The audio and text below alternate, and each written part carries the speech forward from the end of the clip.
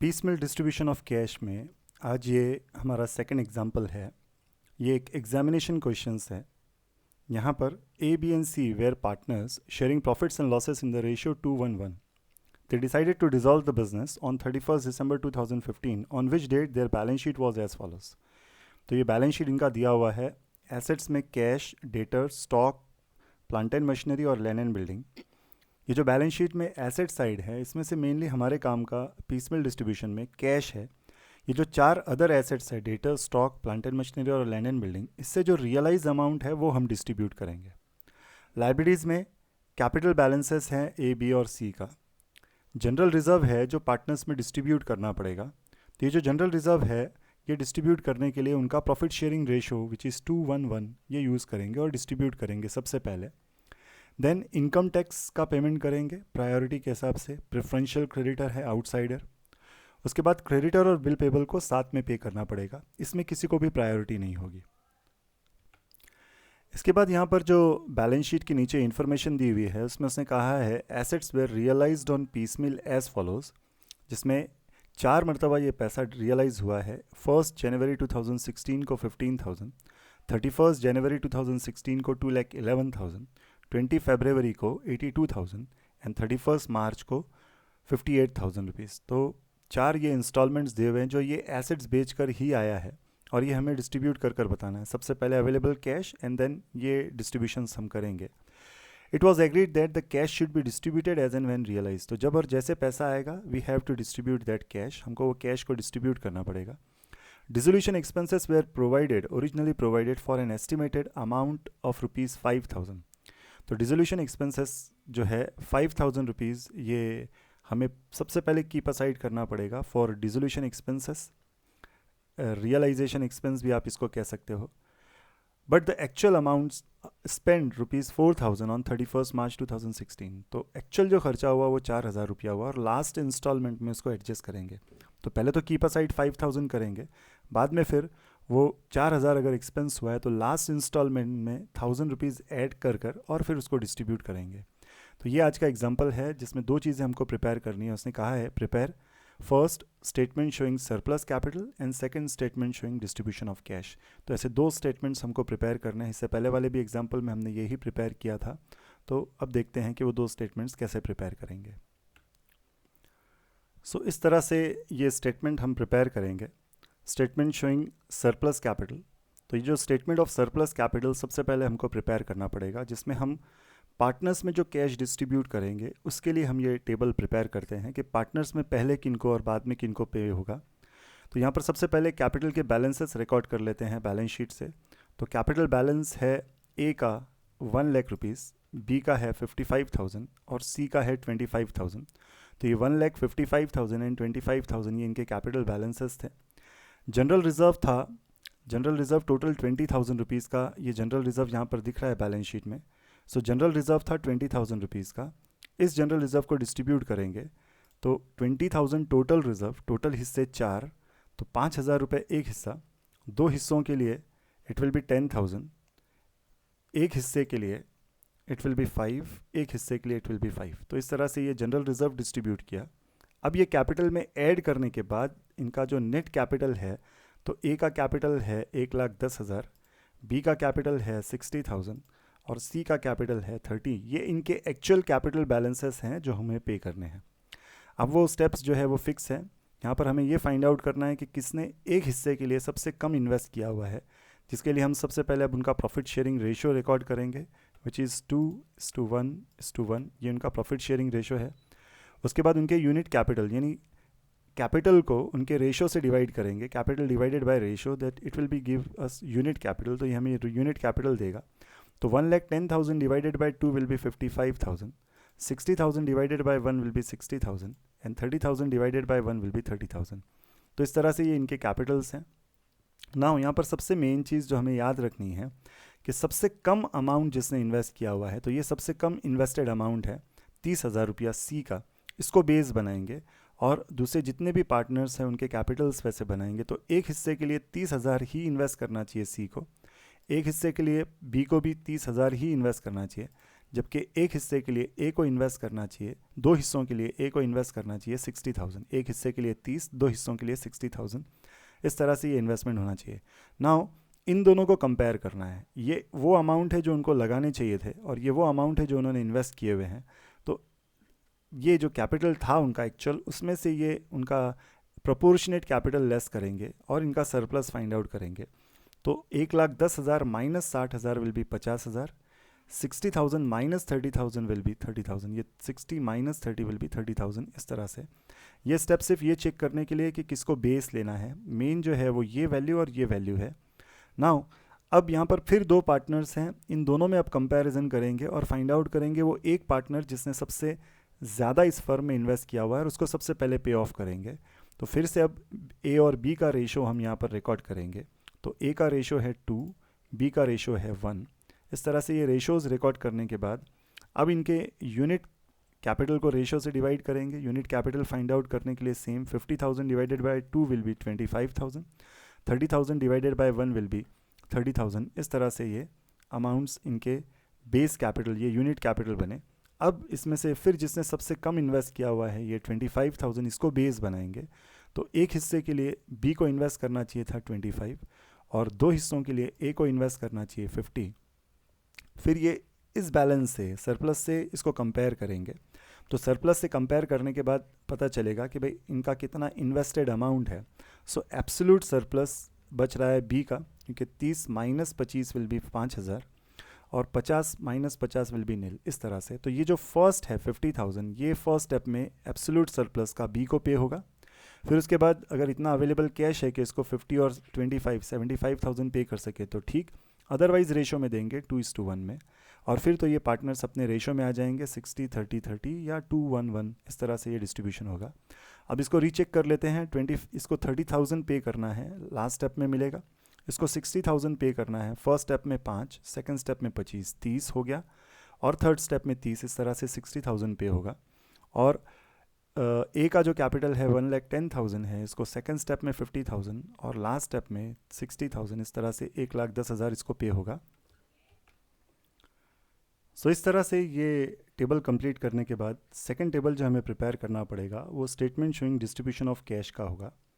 यहाँ पर ये जो टेबल है, इस टेबल में सबसे पहले बैलेंसेस लिखने पड़ेंगे as per balance sheet. So date of balance sheet है 31 दिसंबर 2015। Balances as per balance sheet है, कैश वैल्यू है 10,000, इनकम टैक्स है 10,000, क्रेडिटर्स है 1,17,000, बिल्स पेबल 78, कैपिटल 1,55,000 एंड 25,000। इस तरह से balances as per balance sheet लिखने के बाद सबसे पहले हमें ऐड करना पड़ेगा इसमें जनरल रिजर्व, विच इज़ 2:1:1। 20,000 का रिजर्व है, सिर्फ पार्टनर्स के इन कॉलम्स में इसको डिस्ट्रीब्यूट कर कर बताना पड़ेगा।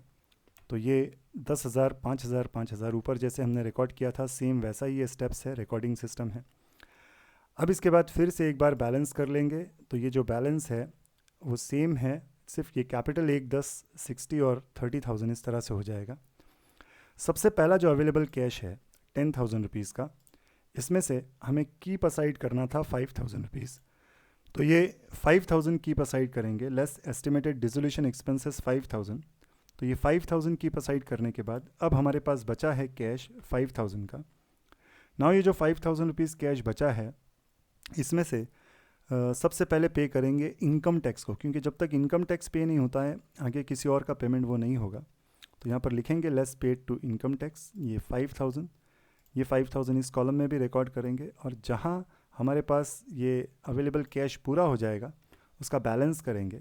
So balance due will be 5,000, 1,17,000, 78 and 110। इस तरह से फर्स्ट जो रियलाइजेशन आया 1 जनवरी का आया, अमाउंट ऑफ रियलाइजेशन है 15,000 रुपीज़।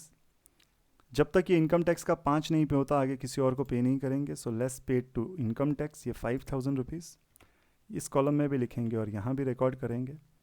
ये 5,000, 15,000 माइनस 5,000 विल बी 10,000, ये बचेगा 10,000 रुपया।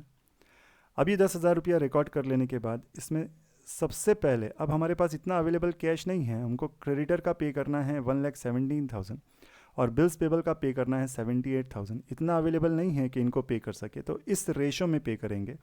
तो 117 जीरोज अगर कट करते हैं तो 117:78 का रेशो विल बी 3:2 ये रेशो है. सो यहाँ लिखेंगे less paid to creditors and bills payable in the ratio 3:2. ये 10,000 रुपीज़ इस रेशो से डिस्ट्रीब्यूट करेंगे तो इसको मिलेगा 3 हिस्सों के लिए 6,000 और इसको मिलेगा 2 हिस्सों के लिए 4,000.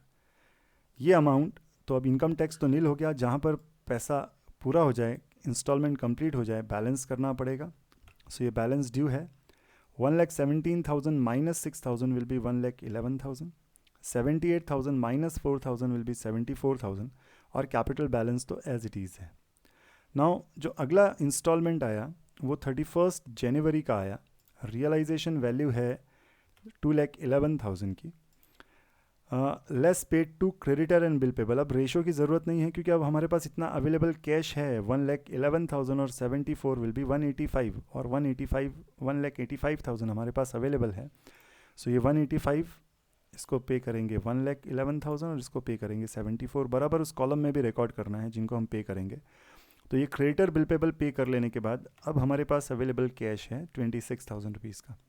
नाउ ये जो 26,000 रुपीज़ का बचा हुआ कैश है इसमें सबसे पहले प्रायोरिटी के हिसाब से ये पार्टनर्स को पे करेंगे जिसमें बी का पेमेंट है 5,000 का. तो ये 5,000 रुपीज़ सबसे पहले बी को पे कर देंगे. Less paid to B for absolute surplus. ये 5,000 पे करने के बाद अवेलेबल है 21,000 रुपीज़. नाउ ये जो 21,000 रुपीज़ है ये 21,000 अब इतना अवेलेबल कैश ये 5,000 इस कॉलम में भी रिकॉर्ड करेंगे उसके बी के कॉलम में. नाउ अब हमारे पास ये जो अवेलेबल कैश है 21,000 इतना अवेलेबल कैश नहीं है कि सेकंड स्टेप का 50 और 25 पे हो सके. तो अगर 50 और 25 अगर नहीं पे हो सकता है तो इस रेशो में पे करेंगे दैट विल बी 2:1. तो ये 2:1 के रेशो में पे किया. Less paid to A and B for surplus 21,000 rupees. इसका 14 और इसका 7. So 21,000 divided by 3 will be 7,000 एक हिस्सा, 2 हिस्सों के लिए 14, एक हिस्सों के लिए 7. तो इस तरह से ये बैलेंस ड्यू अब करना पड़ेगा. तो दूसरी सब लाइबिलिटीज़ तो नील हो गई. 1,10,000 माइनस 14,000 विल बी 96. 60,000 माइनस ये 7,5 12,000 रुपये. 60,000 minus 12,000 will be 48 and 30,000 as it is बचा है. ये बैलेंस ड्यू है. तीसरा इंस्टॉलमेंट जो आया 28 फरवरी को ये आया है 82,000 रुपीज़ का. इस इंस्टॉलमेंट में अब हमारे पास इतना अवेलेबल है कि हम सेकंड स्टेप का जो रिमाइंडर वैल्यू है वो पे कर सकते हैं. 50 में से हमने 14,000 पे किया था तो इसमें 36 पे कर देंगे ए को.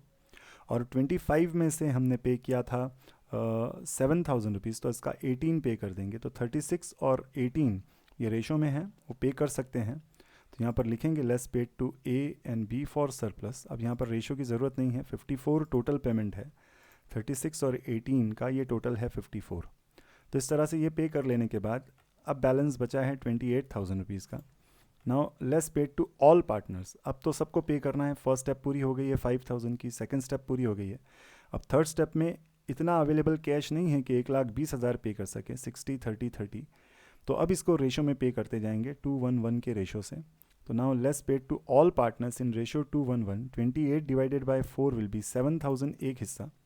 तो इसको 2 हिस्सों के लिए 14, 7 और 7 इस तरह से ये पे करने के बाद इनके बैलेंस ड्यू है 46, 23 और 23. हाँ, एक बात आपको यहाँ पर याद रखनी है कि जब सब पार्टनर्स को पे हो जाएगा या सेकंड स्टेप भी अगर पूरी हो जाती है तो पार्टनर्स के जो बैलेंस बचेंगे वो रेशो में आ जाएंगे. नाउ लास्ट इंस्टॉलमेंट जो है वो 31 मार्च 2016 का ये रियलाइजेशन है. Value of realisation is 58,000. ये 58,000 में हमने सबसे पहले कीप असाइड किया था 5,000 for estimated dissolution expense. But अब हमारे पास एक्चुअल खर्चा जो हुआ जब मैंने प्रॉब्लम रीड किया था तो उसमें था कि 4,000 ही एक्सपेंस हुआ है. तो यहाँ से ये ऐड कर लेंगे बचा हुआ 1,000 इसमें. सो टोटल वैल्यू जो अब हमारे पास अवेलेबल है वो 59,000 है और ये अब डिस्ट्रीब्यूशन के लिए अवेलेबल है. It will be given to all partners in their profit sharing ratio 2:1. तो ये तीनों में डिस्ट्रीब्यूट करेंगे.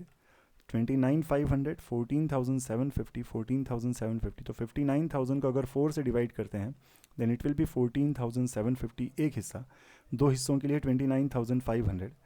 सो फाइनली अब ये जो 46 में से ये लेस करने के बाद 23 में से ये लेस करने के बाद जो बचता है ये रियलाइजेशन लॉस है ये वो अमाउंट है जो पार्टनर्स को रिटर्न नहीं कर पाए and it will be termed as a realisation loss. तो आज के एग्जांपल में मेनली प्रायोरिटी बेस पर इनकम टैक्स का पेमेंट और आउटसाइड लायबिलिटी में क्रेडिटर बिल पेबल को प्रायोरिटी के बेस पर पे करना, कैपिटल के बैलेंसेस पे ऑफ करना। तो इस तरह से ये पहले तो स्टेटमेंट ऑफ सरप्लस प्रिपेयर किया, statement of distribution of cash prepare किया और इस एग्जाम्पल को कंप्लीट किया। आई होप आपको आज का ये एग्जाम्पल क्लियरली समझा होगा। Thanks for watching.